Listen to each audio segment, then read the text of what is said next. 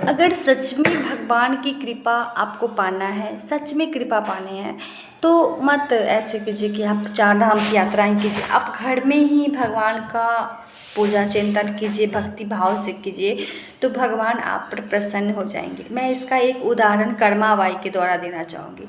Karma by के पिता जो थे वो बहुत पूजा पाठ करते थे, बहुत पूजा पाठ करते थे, बहुत ही अच्छे संत थे। और उन्होंने सोचा कि अब इतना पूजा पाठ कर रहे हैं तो क्यों ना चार धामों की यात्रा कर ली जाए। तो वो अपनी पत्नी के साथ चार धामों की यात्रा पर चले गए और अपनी बेटी कर्मा से कह के गए, तुम भगवान को भोग लगा देना। अब कर्मा इतना भोली थी, उसने कभी पूजा पाठ नहीं किया था। फिर उसने भक्ति भाव से श्री कृष्ण को बिना नहाए श्री कृष्ण को भोग लगा दिया, खिचड़ी बना करके भोग लगाया। अब कृष्ण जी उसका भगवान जो थे वो भोग लगा रहे तो भगवान खा नहीं थे, मूर्ति थोड़ी ना खाती है, नहीं खा रहे थे। वो तब तक बैठी रही और काम करती रही। फिर उसने भगवान से कहा कि आप खाना प्रसाद जो है वो ग्रहण क्यों नहीं करें, खाना क्यों नहीं खा रहे हैं। तो तब तक वो बैठी रही। वो बोली कि आप जल्दी से खा लो तभी मैं खाना खाऊंगी। और फिर वो श्री कृष्ण जो थे वो खाना ग्रहण कर लेते, प्रसाद ग्रहण कर लेते हैं। और जब उसके माता पिता आते हैं तो कहती है कि तुमने भगवान का भोग लगाया? तो जी जी पिताजी, मैंने भगवान का भोग लगाया। और वो रोज़ खा ही लेते थे।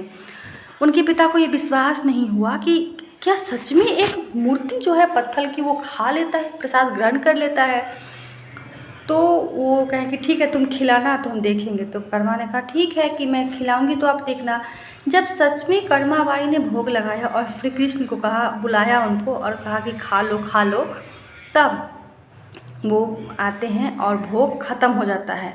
फिर उनके पिता कर्मा बाई के पिता ने कहा कि आज से सिर्फ और सिर्फ तुम ही भोग लगाना। अरे हम तो मूर्ख थे कि भगवान को ढूंढने के लिए पूरे चार धाम की यात्रा किए, फिर भी प्रभु नहीं मिले। इतने पूजा पाठ, इतने बड़े संत होने का क्या फ़ायदा हुआ मेरे लिए? कोई भी फ़ायदा नहीं हुआ, क्योंकि मेरे भगवान तो घर के अंदर में थे और मैं समझ ही नहीं पाया कि भगवान हमारे घर के अंदर में है और मैं उन्हें बाहर ढूंढता रहा।